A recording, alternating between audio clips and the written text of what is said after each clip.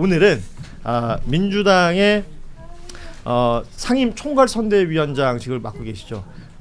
보수의 책사 이런 이름으로 많이 불리는 윤여준 위원장 모시고 다양한 이야기 나눠보도록 하겠습니다. 그러니까 민주당에서의 뭐 중도 외연 확장이라는 얘기를 하면서 제일 처음에 거론됐던 인물이시고 그렇게 또 영입이 되신 후에 선대위원장직을 함께 하고 계신 윤여준 위원장을 모시고 오늘 다양한 이야기 듣도록 하겠습니다. 예, 자리해 주십시오. 어서 오십시오. 네, 처음 뵙겠습니다. 자, 출연해주신 분들 소개를 해드립니다. 먼저 한결의 박찬수 대기자 나오셨습니다. 어서 오십시오. 예, 안녕하세요. 네, 어서 오십시오. 자, 그리고 말씀드린 것처럼 민주당 상임총괄선대위원장 윤여준 위원장 나오셨습니다. 안녕하십니까? 네, 안녕하세요. 네. 와, 모시는데 어렵지 않았습니까? 아유, 어려웠습니다. 매체 출연을 거의 안 하신다고 들었거든요. 예. 네. 그리고 원래는 사실은 그 저기 대선 직전에 다음 주에 모시려고 그랬는데 저 선대위에서 나이가 있으시니까 건강이 최우선이라고 빨리 나가시는 게 좋겠다 그래갖고 예, 이번 주에 모셨습니다. 그래요. 일이 많으실 텐데 컨디션은 괜찮으십니까? 네, 뭐 그럭저럭 잘 그러시군요. 예. 사전 투표가 이제 29, 30일이니까 예. 엄밀히 말하면 지금 뭐 재외국민 투표는 시작이 됐고, 그러니까 대선이 시작됐다 이렇게 보는 게 맞는 거죠. 투표가 시작됐다. 그렇죠. 예. 시작됐다고 봐야 되겠죠. 이게 민주당에 오셔가지고 상임총괄선대위원장으로서 이게 전체 판을 보고 계실 거 아닙니까? 타이틀은 그려야 되는데요. 네. 사실은 뭐 워낙 선거 전문가들이 많으시고 저는 그분들만큼 전문성이 없으니까 저는 실질적으로 이 선거에 직접 무슨 뭐 관여하거나 그런 일을 하지 않습니다. 그렇군요. 네. 이게 뭐 앞서도 저희가 이제 언급을 많이 했습니다만 윤여준 전 환경부 장관이 사실 전 입에 더 익어요. 네. 네. 그 민주당 이재명 후보가 외연 확장 얘기를 하면서 중도 보수 이야기를 했었고, 네. 그리고 아마 최초로 영입하신 인물이 바로 우리 윤여준 전 장관이신 것 같습니다.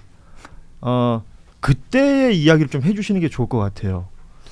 근데 사실은 그 이재명 후보께서 성남시장 하실 때 집에 전화가 왔어요. 그 모르던 분이니까 성남시장 안무입니다 이렇게 하시더니 좀 점심을 좀 모시고 싶으니까 시간 좀 내주시라고. 또 나 노는 사람이니까 언제든지 좋습니다. 그래서 그 분당에 있는 삼계탕 집에서 오후 1시 반에 만났는데 점심시간이 지났으니까 식당에 다른 손님이 아무도 없더라고요. 그래서 둘이 앉아가지고 삼계탕 먹으면서 긴 시간 뭐 이런저런 온갖 얘기를 다 했어요. 했는데 이렇게 처음 만났는데 그 초면 같지 않게 사람을 편하게 이렇게 해주고 대화도 뭐 특별한 주제가 있는 게 아니라 뭐 여러 가지 얘기를 동행무진도 하는데 말도 굉장히 재밌게 하고 그래서 시간 가는 줄 모르고 얘기했던 기억이 납니다. 근데 그게 이제 어느 신문에 알려져 가지고 그 다음날 그 정협에서 전화가 왔는데 자꾸 저를 보고 무슨 얘기 했냐고 그래서 아니 뭐 이렇다 할 기억나는 얘기 한 일은 없다 그랬더니 어떤 인상을 받았냐고 묻더라고요. 그래서 내가 볼 때는 준비된 선동가 같더라.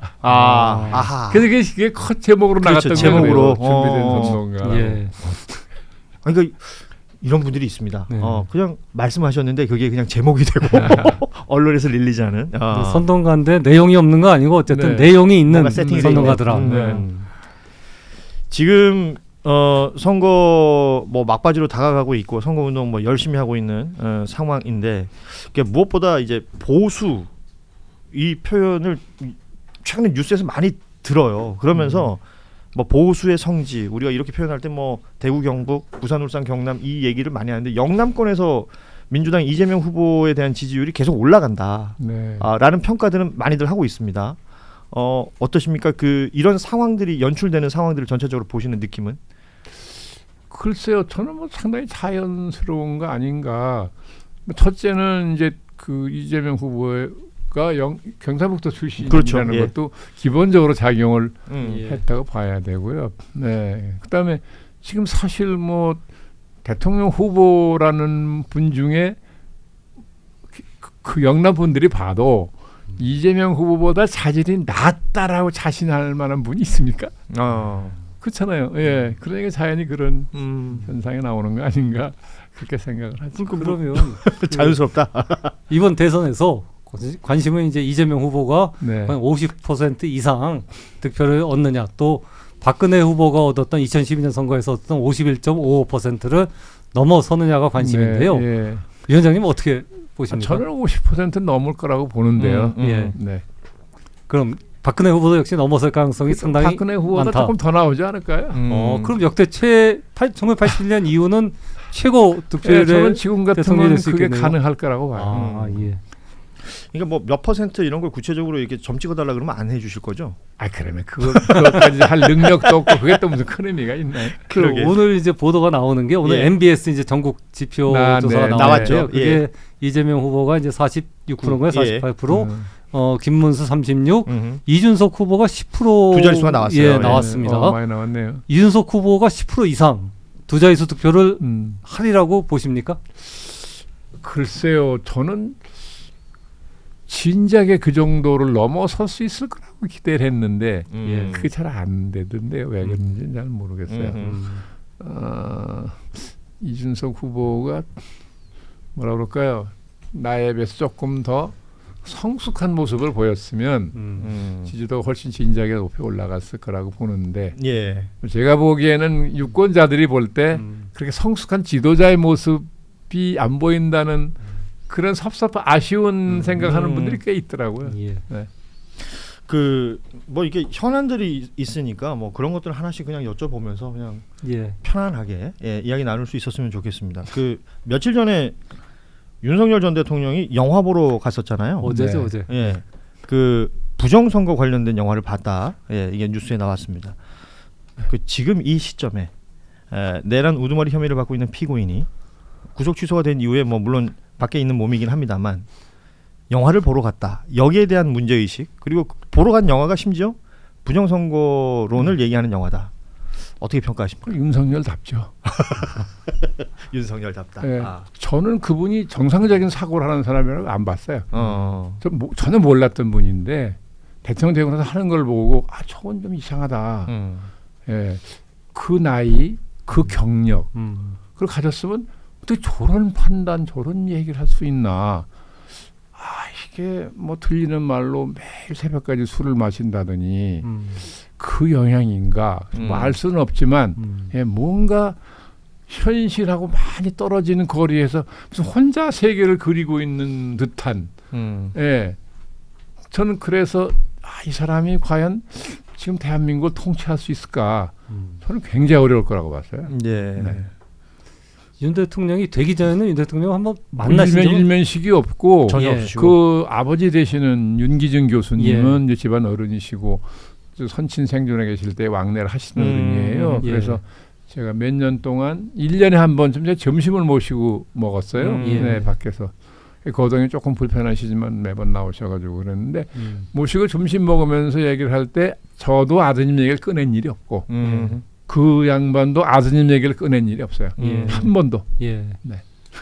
근데 이제 윤 대통령이 출마를 했을 때 2022년 대선 때는 만나시면 어쨌든 아드님 얘기가 안. 근데 예. 그 이제 후보설이 나올 때 예. 제가 언론에 무슨 얘기를 했냐면요. 예.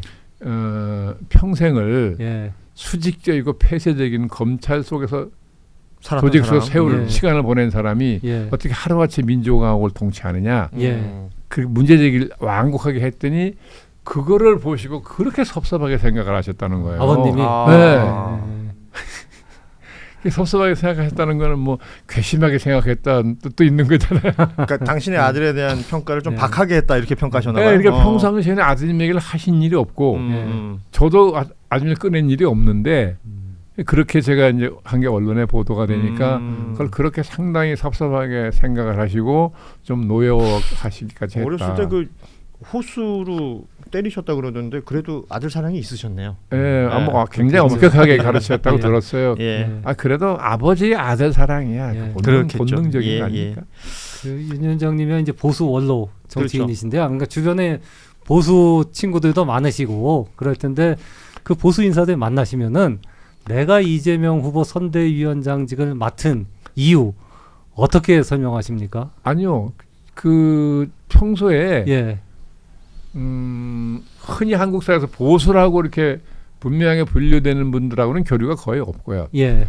그분들이 저를 별로 경원시하니까 예. 저는 굳이 가까이 갈 이유가 없고. 예. 예. 그래서 그런 건 저는 모르겠어요. 예. 그러면 이제 아무튼 주변에 예. 예.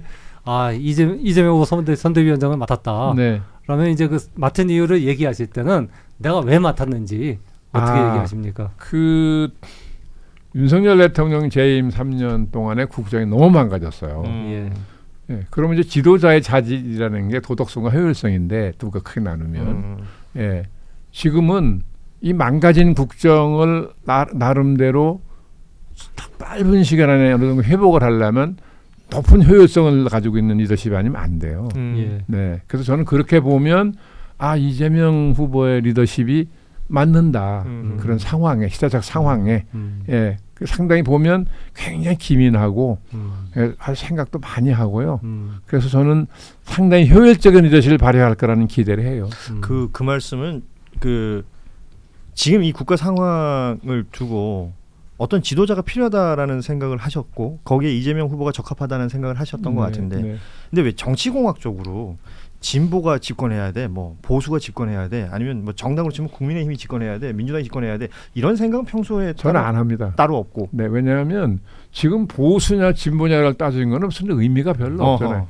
이미 세계적으로 진보가 보수가 갖다 쓰고 보수가 진보가 갖다 쓰는 거잖아요. 그걸 왜 굳이 갈라가지고 네? 그렇게 하는 게 어리석잖아요. 무엇이 우리나라 국가 현실에 필요한 정책이냐 그러면 진보 정책 갖다 쓰면 되고 또 보수 정책 갖다 쓰면 되지. 그럼 왜 그렇게 구애를 받는지 모르겠어요. 그 이재명 후보가 말하는 실용주의하고 또 맥이 닿는 그런 얘기군요. 거죠. 예. 그거 실용주의면 됐지. 그러니까 그건 저는 다른 목적으로 그걸 자꾸 내세운다고 저는 생각하는 거죠. 패거리 지려고. 그러고 보니까 그러네요. 우리나라 참 드문 일이잖아요. 보수 정당이 빨간색 쓰는 것도. 그 스스로가 이제 보통 언론에서 이제 우리 위원장님을 네. 수식할 때 네. 보수 책사 이렇게 많이 붙이잖아요. 과장된 겁니다. 저는 그 별명을 들은 지가 한참 돼요. 예. 이해창 총재 모시고 있을 때부터 예. 기억이 되는데 책사라는 말은 책략을 쓰는 사람이라는 뜻이잖아요. 예. 근데 처음에 책략과 전략은 처음에 그 말을 쓰기 시작했을 때는 그렇게 무슨 가치에 큰 차이가 없었던 것 같은데 언어가 사용되면서 뉘앙스가 생기잖아요. 근데 책략은 어두운 지혜라는 저는 절대로 어두운 지혜를 쓰는 사람이 아니에요. 소질도 없고 그리고 지금 세상은 국민을 상대로 어두운 지혜를 쓰면 안 돼요. 지금 국민을 속일 수 있습니까? 한 번 속였다 쳐요. 두 번 속겠어요? 한 번 속인 것 때문에 아주 리더십이 망가질 텐데. 그래서 저는 지금은 책략을 쓰는 시대가 아니다. 전략은 좋죠. 있어야지. 그 이재명 후보가 내놓은 공약 중에서 아마 가장 관심을 끄는 것 중에 하나가 4년 대통령 연임제 개헌일 겁니다. 이 공약을 내기 전에 위원장님하고도 아마 얘기를 나눴을 것 같은데요. 아니요, 뭐 깊은 얘기 그걸 놓고 깊은 얘기한 일은 없어요. 그러니까 제가 여기 이곳에 오기 전까지 한 대여섯 번 이렇게 따로 만나서 점심을 먹으면서 긴 얘기를 한 일이 있는데 그때는 뭐 심각한 얘기만 한 게 아니라 뭐 잡담도 하고 근데 얘기를 그냥 그분이 얘기를 아주 재밌게 해요. 명랑하죠. 네, 그리고 이렇게 심각한 얘기를 해도 별로 심각하게 안 들리게 하는 재주도 있고 그래서 많은 얘기를 나눴거든요. 근데 저는 그런 얘기를 들으면서 굉장히 합리적인 분이구나 이분이 나름대로. 네, 그리고 한 가지 제가 이제 확신하게 된 것은 이런 사람이 말하자면 대통령이 되면 국정의 효율성은 상당히 높아지겠다. 그런 생각은 들더라고요. 그럼 그 4년 대통령 연임제 개헌에 대해서 위원장님은 어떻게? 저는 찬성이죠. 찬성입니다. 이 5년 단임이라는 게 아주 안 좋아요. 결국 대통령이 이제 취임을 하면 결국 이게 이제 첫 해가 제일 중요하거든요. 그럼 준비를 충실하게 하고 딱 취임해가지고 그야말로 국민에게 아젠다를 제시해서 순서대로의 국정의 중요 우선순위를 지시하고 공직사회를 동기부여를 해야 되죠. 자발성 끌어내야 되니까. 그래서 처음 1년은 국민들한테 자기가 재임 중에 할 수 있는 지금 당면한 국가가 이런 일이 과제가 있는데 저는 5년 동안 여기까지만 하고 나가겠습니다. 그럼 얘기를 하면 되는 거죠. 그러면서 앞에 제일 중요한 게 지금 뭐냐? 내가 보기엔 이렇다. 그래서 설명하면 되잖아요. 예. 근데 그런 준비가 없이 당선되는데 총력을 기울이지 예. 당선된 후에 준비는 아주 소홀한 거예요. 지금까지 역대 대통령이 다 그랬어요. 그래서 망가지는 거예요. 아, 그렇게 따지면 이번 대선은 심지어 인수위도 없는. 그렇죠. 예. 네. 그런데 이재명 후보는 얘기를 해보니까 나름대로 그런 국정의 우선순위가 지금 상황에서 어떻게 대열해야 되느냐 하는 것에 대해서도 굉장히 생각을 많이 한 것 같더라고요. 예. 그 지난번 첫 번째 TV 토론 있었잖아요. 네. 그 TV 토론 다 보셨습니까? 다 못 봤습니다. 아, 정말 많은 분들이 다 못 보셨대요. 그 토론 수준이 매우 낮았다. 이런 평가들이 많습니다. 아, 원래 우리나라 TV 토론이 뭐 다 그렇잖아요. 아, 그래요? 전에도 뭐 그렇죠. 아니 왜냐면 이게 우리나라가 아직 토론 문화라는 게 그죠? 아직은 정착이 됐다고 보기 좀 어렵죠. 그렇죠? 많이 나아지긴 했으나. 예. 그래도 2002년에 그때 이제 이회창 네. 후보하고 노무현 이제 대통령 되셨죠. 노무현 후보하고 TV 투어는 그래서 상당히 뭐 쟁점 갖고서 꽤 그래도 깊은 얘기를 하고 그랬던 것 같은데 두 분 다 굉장히 논리적인 분들이었으니까 그때 토론은 진짜 볼 게 많았고 괜찮았죠. 토론회가 끝나고 나면 우리도 이야기할 게 많았었는데 예. 이번 토론 첫 번째 토론은 정말 좀 당황스러울 정도였습니다. 그러면 이제 앞으로도 이제 뭐 토론이 2번 더 남았으니까 좀 이런 방향으로 가야 된다. 뭐 이런 것들 좀 얘기해 주실 만한 게 있을까요? 아, 저는 뭐 그런데 머리 안 씁니다.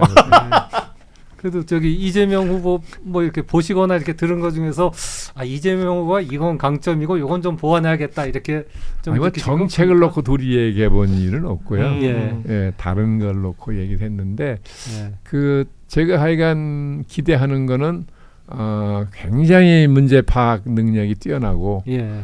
또 이렇게 뭐랄까 뭘 결정할 때 좌고우면하지 않는다. 예. 그래서 그런 결정의 타이밍을 놓치거나 뭐 그럴 것 같지도 않고 그러니까 국정의 효율성에 대해서는 상당히 높아질 거라는 기대를 저는 하는 편이에요.